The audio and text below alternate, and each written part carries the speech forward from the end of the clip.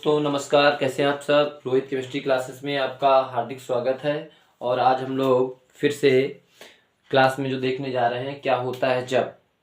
पहला क्वेश्चन है, जरा क्वेश्चन पे आप लोग एक बार नज़र डाल लें।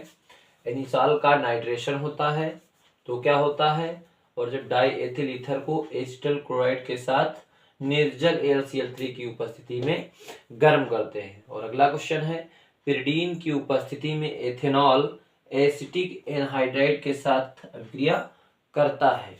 अगली रिएक्शन है, एथेनॉल का निर्जलीकरण किया जाता है तो क्या होगा। ये प्रश्न आपको चारों देखने हैं और उम्मीद है आप अच्छे से इसको समझेंगे।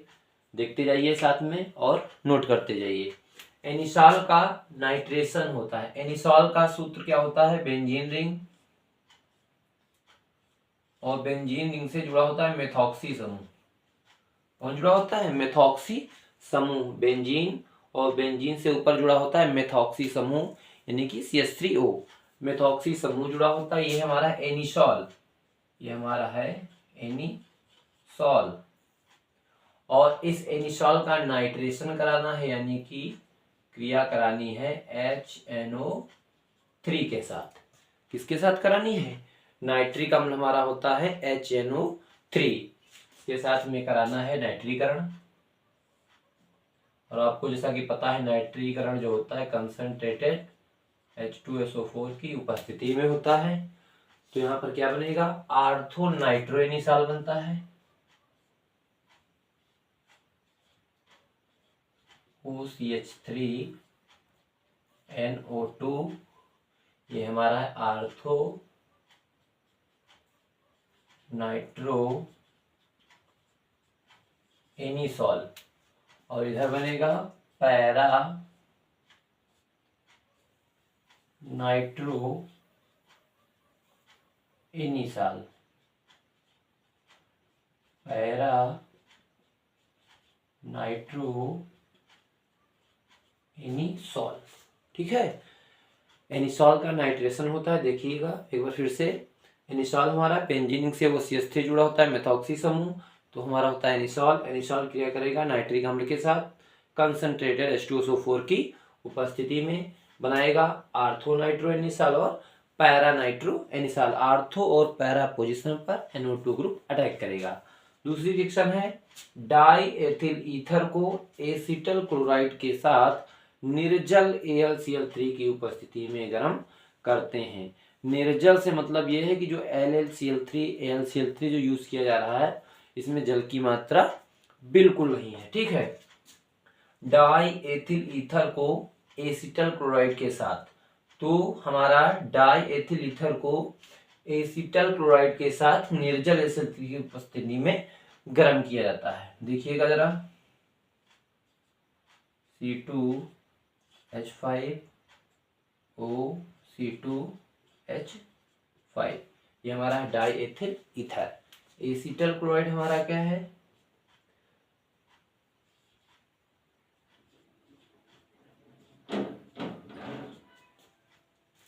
CH3CuCl।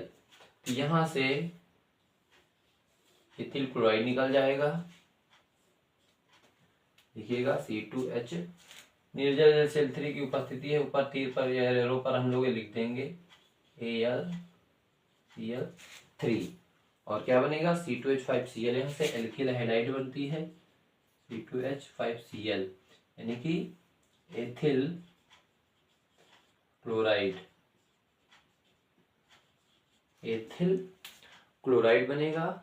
और C2H5O C2H5COO CH3 plus C2H5COO CH3, C2H5COO CH3 ethyl methyl ester, या एसी को हम लोग बोल सकते हैं मेथिल एसीटेट। को क्या बोल सकते हैं, एथिल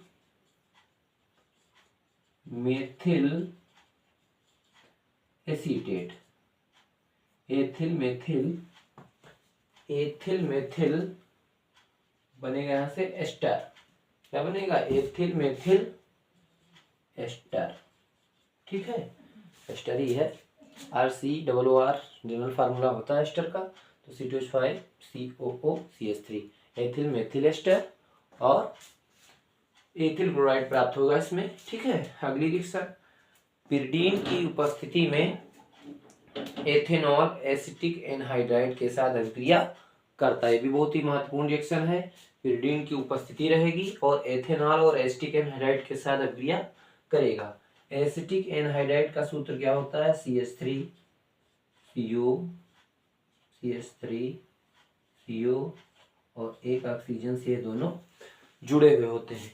ये हमारा एसिटिक एनहाइड्राइड CH3CO और दोनों ऑक्सीजन से सिंगल बॉन्ड द्वारा जुड़े रहते हैं। एसिटिक एनहाइड्राइड क्रिया करेगा एथेनॉल के साथ C2H5OH। उपस्थिति किसकी है? पिरिडीन की। उपस्थिति है पिरिडीन की, हम यहाँ पर दिखा देंगे। ठीक है, रो पर उपस्थिति है पिरिडीन की। एसिटिक एनहाइड्राइड एथिल एल्कोहल के साथ क्रिया करेगा। तो ये जरा ध्यान से देखिएगा, ये जो बॉन्ड है, चाहे ऊपर वाला बॉन्ड चाहे नीचे वाला बॉन्ड, कोई भी बॉन्ड एक ब्रेक हो जाएगा। अगर यहाँ से मान लो हम नीचे वाला बॉन्ड ब्रेक कर रहे हैं ये, तो यहाँ पर इस एथिल एल्कोहल का H इस ऑक्सीजन की तरफ जुड़ जाएगा और जो बचा OC2H5 वो इधर जुड़ जाएगा, OC2H5। बात समझ रहे हैं? एसिटिक एनहाइड्राइड था हमारा, एथिल एल्कोहल जब इससे जुड़ेगा तो एक बॉन्ड टूटेगा, चाहे ऊपर का ऑक्सीजन का टूटे चाहे ये वाला बॉन्ड टूटे, और यहाँ से एक तरफ ऑक्सीजन की तरफ जोड़ देंगे H और इधर जोड़ देंगे CH3CO की तरफ OC2H5। तो ये बन जाएगा हमारा CH3COOH एसिटिक अम्ल बनाएगा और ये बनाएगा CH3COO C2H5। क्या बनाएगा? एथिल मेथिल एस्टर बनाएगा। क्या बनाएगा? तो हमारा बनेगा यहाँ से एसिटिक अम्ल CH3COOH प्लस CH3COOC2H5। ठीक है, देखिएगा, एसिटिक एनहाइड्राइड पिरिडीन की उपस्थिति में एथिल एल्कोहल से क्रिया करता है तो बनता है एसिटिक अम्ल, एसिटिक एसिड बनता है और हमारा बनता है एथिल मेथिल एस्टर। क्या बनता है? Ethyl methyl ester. ठीक है, तो इस तरह से रिएक्शन होती है। अगली रिएक्शन हम लोग देखेंगे, एथेनॉल का निर्जलीकरण किया जाता है। एथेनॉल का निर्जलीकरण यानी कि एथेनॉल से जल को रिमूव किया जाता है, बाहर किया जाता है। तो एथेनॉल का स्ट्रक्चर क्या होता है? CH3CH2OH। एथेनॉल हमारा क्या है? C2H5OH होता है, तो CH3CH2OH निर्जलीकरण कराना है तो कोई भी निर्जली कारक हम यहाँ पर यूज कर लेंगे, कंसंट्रेटेड H2SO4। ठीक है, तो एथेनॉल से H2O रिमूव हो जाएगा क्योंकि निर्जलीकरण कराना है। तो एल्कोहल से हमें वाटर रिमूव कर देना, जल निष्कासित कर देना है। तो यहाँ पर बन जाएगा क्या? CH2 double bond CH2। आप देख रहे हैं OH यहाँ से गया है और H यहाँ से गया है, उसकी संयुक्ता को कार्बन की पूरी होने के लिए कार्बन कार्बन के बीच डबल बॉन्ड हो जाएगा तो CH2 डबल बॉन्ड CH2 बनेगा, यानी कि यहाँ पर एथिलीन बनती है, एथिलीन बनती है और वाटर रिमूव हो जाता है, जल बाहर हो जाता है। तो इस तरह से आपने देखा कि इनिसाल का नाइट्रेशन कैसे होता है। डाइएथिल ईथर को एस्टर क्लोराइड के साथ निर्जल AlCl3 की उपस्थिति में गर्म करते हैं तो क्या होता है? पिरिडीन की उपस्थिति में एथेनॉल एसिटिक एनहाइड्राइड के साथ क्रिया करता है तो क्या होता है? और एथेनॉल का निर्जलीकरण किया जाता है तब क्या होता है? इस तरह से चारों रिएक्शन वेरी वेरी इंपॉर्टेंट हैं, आप लोग इनको नोट कर लीजिएगा और स्क्रीनशॉट ले लीजिए वीडियो का। सभी लोग स्क्रीनशॉट ले लेंगे और इनको कंटिन्यू कहीं कॉपी पर नोट कर लेंगे और इनको बाद में पढ़ते रहेंगे। एग्जाम से पहले पढ़ के जरूर जाना है, सब बहुत ही इंपॉर्टेंट रिएक्शन है, बार बार हमें कहना ना पड़े, बहुत ही इंपॉर्टेंट रिएक्शन है। नोट कर लीजिए, स्क्रीनशॉट ले लीजिए। अगली रिएक्शन देखेंगे हम लोग, एसिटिक अम्ल एथिल एल्कोहल के साथ अभिक्रिया करता है। एसिटिक अम्ल COOH एसिटिक अम्ल, एथिल अल्कोहल ले लेंगे C2H5, क्या बनेगा यहाँ से एसिटिक अम्ल और C2H5OH एथिल अल्कोहल, यहाँ से जल निकल जाएगा माइनस H2O, बन जाएगा CH3COOC2H5, एस्टर बनता है इसमें ethyl methyl ester, ethyl methyl ester, इसको एथिल एसीटेट भी लिख सकते हैं। C2H5 को एथिल और CH3COO को एसीटेट या एथिल मेथिल एस्टर। अगली रिएक्शन एसिटिक अम्ल थायोनिल क्लोराइड के साथ क्रिया करता है। तो एसिटिक अम्ल हमारा सूत्र होता है CH3COOH प्लस थायोनिल क्लोराइड क्या होती है SOCl2, याद रखेंगे थायोनिल क्लोराइड है, thionyl chloride, thionyl chloride, acetic अम्ल थायोनिल क्लोराइड SOCl2 के साथ अभिक्रिया करता है।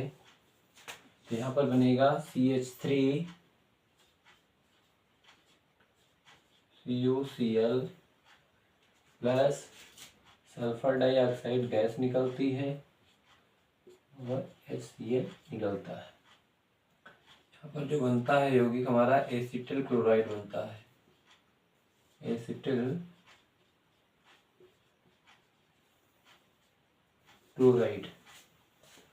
एसिटिक अम्ल थायोनिल क्लोराइड के साथ क्रिया करता है तो CH3Cu, यहाँ से इतना CH3Cu, एक Cl यहाँ से, और ये SO और एक ऑक्सीजन मिलकर सल्फर डाइऑक्साइड और एक H और एक Cl बनकर HCl बाहर निकल जाता है। ठीक है, इस तरह से एसिटिक अम्ल थायोनिल क्लोराइड के साथ क्रिया करके एसिटिल क्लोराइड बनाता है और सल्फर डाइऑक्साइड गैस और हाइड्रोक्लोरिक अम्ल बाहर निकल जाता है सहज उत्पाद के रूप में। बेंजोइक अम्ल अमोनिया से क्रिया करता है। अगली रिएक्शन है बेंजोइक अम्ल अमोनिया से क्रिया करता है। बेंजोइक अम्ल का हम लोगों का सूत्र क्या होता है C6H5COOH। अमोनिया से क्रिया करेगा तो अमोनिया को जरा देखिएगा, हम लोग ऐसे भी लिख सकते हैं NH3 होता है अमोनिया का, लेकिन एक हाइड्रोजन हमने अलग सिंगल बॉन्ड से लगा रखा है जिससे कि यहाँ से ये OH और H निकल जाएगा, जल माइनस H2O निकल जाएगा, C6H5CONH2, क्या बचेगा C6H5CONH2। बेंजामाइड, इसको कहते हैं बेंजामाइड, बेंजामाइड प्राप्त होता है। जब भी बेंजोइक अम्ल अमोनिया से क्रिया करेगा जल बाहर निकल जाएगा, बनता है C6H5CONH2 बेंजामाइड। अगली रिएक्शन बेंजोइक अम्ल PCl5 के साथ अभिक्रिया करता है। तो PCl5 के साथ अभिक्रिया जब भी किसी के साथ होगी तो POCl3 100% निकलना ही निकलना है। तो बेंजोइक अम्ल का फिर से सूत्र ले लेंगे हम लोग C6H5COOH plus PCl5। Phosphorus pentachloride बोलते हैं PCl5 को। ये क्रिया करेगा तो यहाँ से ये जो बॉन्ड टूटेगा यहाँ से ऐसे, इस ऑक्सीजन के इधर, इस ऑक्सीजन के इधर, यहाँ पे PCl3 जुड़ जाएगा, यहाँ पर एक Cl और एक Cl यहाँ पर।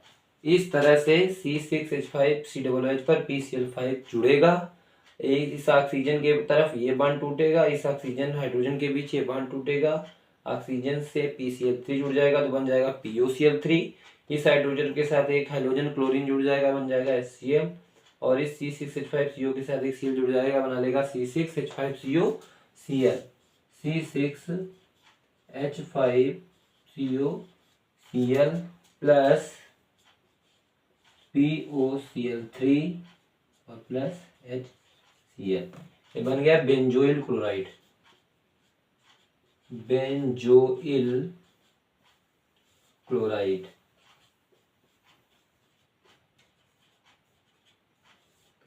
इस तरह से बेंजोइल क्लोराइड प्राप्त होती है। जब बेंजोइक अम्ल PCl5 के साथ क्रिया करता है तो C6H5COCl बेंजोइल क्लोराइड प्राप्त होता है, POCl3 और HCl बाहर निकल जाता है। इस तरह से ये रिएक्शन आपने देखी कि किस तरह एसिटिक अम्ल एथिल अल्कोहल के साथ क्रिया करता है, किस तरह से एसिटिक अम्ल थायोनिल क्लोराइड के साथ क्रिया करता है, किस तरह से बेंजोइक अम्ल अमोनिया के साथ क्रिया करता है, किस तरह बेंजोइक अम्ल PCl5 फास्फोरस पेंटाक्लोराइड के साथ क्रिया करता है। रिएक्शन नोट कर लीजिए, स्क्रीनशॉट ले लीजिए और बताइए कैसी क्लास लगी, कमेंट करके जरूर बताएंगे। और हमारे चैनल को लाइक करना बिल्कुल मत भूलिएगा, सब्सक्राइब कीजिए और दोस्तों में शेयर जरूर करिएगा। Thank you for watching this video.